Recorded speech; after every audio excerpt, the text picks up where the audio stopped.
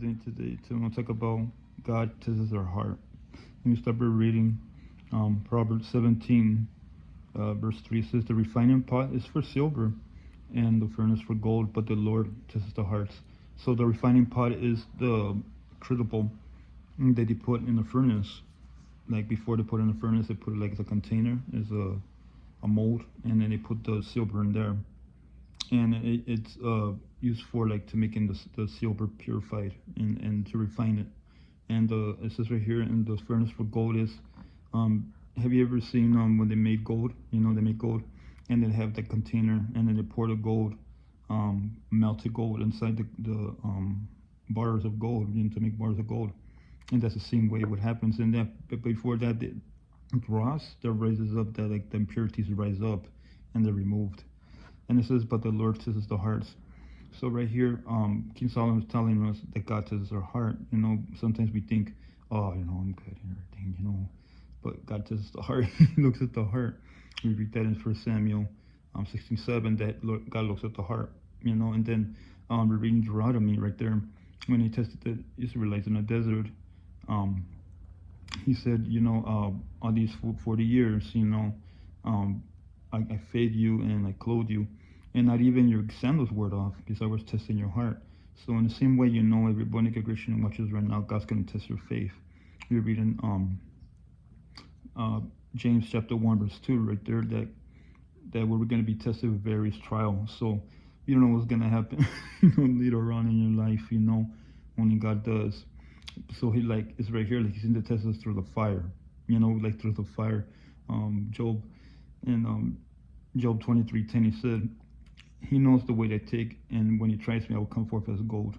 So that's the whole thing about the Christian life. You have to come forth as gold. Your faith has to be come forth as gold.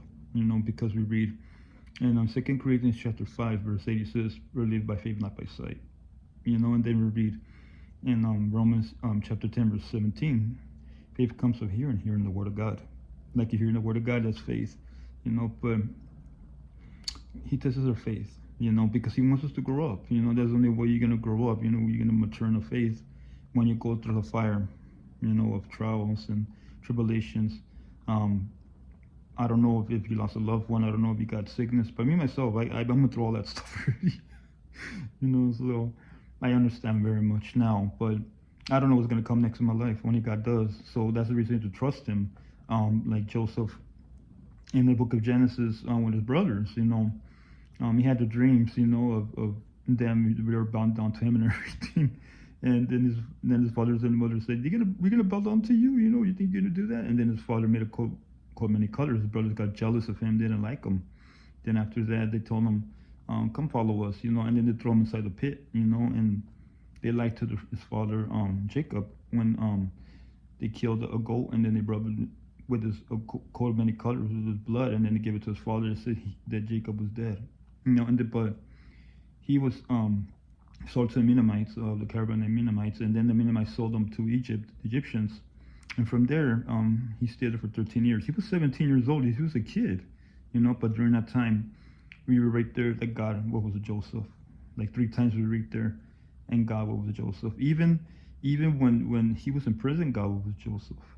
So in the same way, I don't know what you're going through right now in your life, and God understands what we go through in our life, and he wants us to test our heart. If we're real, if our faith is valuable, if it's more valuable than gold.